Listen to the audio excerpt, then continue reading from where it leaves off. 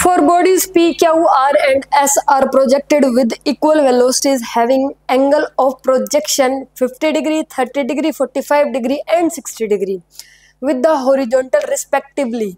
The body having shortest range is, देखो सबसे पहली बात कि जो मैक्सिमम रेंज आती है वो 45 डिग्री एंगल पे आती है, यानी कि अगर आप किसी बॉल को ऐसे 45 डिग्री एंगल से फेंक रहे हो तो उस केस में उसकी रेंज बहुत ज़्यादा आएगी, मतलब सबसे ज़्यादा रेंज उसकी आएगी। अगर आप 45 डिग्री के एंगल पे फेंक रहे हो तो सबसे ज़्यादा रेंज उसकी आएगी, ठीक है। तो अब जो 45 से जितना दूर होगा उसकी रेंज उतनी कम, है ना, ऐसा ही होगा। चाहे वो 45 से बढ़ता जाए यानी कि 50, 60, 70 होता जाए, उनकी भी रेंज कम ही है 45 से तो, और अगर 45 से कम भी होता जाए 20, 25 तो उनकी भी रेंज कम है।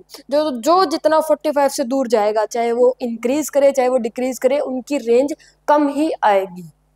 45 पे मैक्सिमम होती है, उसके बाद कम होती जाती है। देखो 0 से 45 तो इंक्रीज होती है, 0 से 45 रेंज बढ़ती है, 45 से अगर आगे 90 तक जा रहे हैं तो वो कम होती जा रही है। मतलब मैक्सिमम 45 पे है, बाकी चाहे इधर जाओ कम ही है, 0 की तरफ जाओ या 90 की तरफ जाओ रेंज कम ही आती है। क्लियर। अब इसमें देख लो सबसे कम एंगल किसका है, पी का है। पी का कौन सा एंगल है, 50 डिग्री है ना, तो ये 45 से सबसे दूर है। देखो 45 30 के भी पास है, 60 के भी पास है एज कंपेयर टू 50 डिग्री, ठीक है। 50 डिग्री 45 से सबसे दूर है, तो इस केस में जो P है, P वाली जो बॉडी है उसकी रेंज सबसे कम होगी, तो answer is a, P is correct. Clear.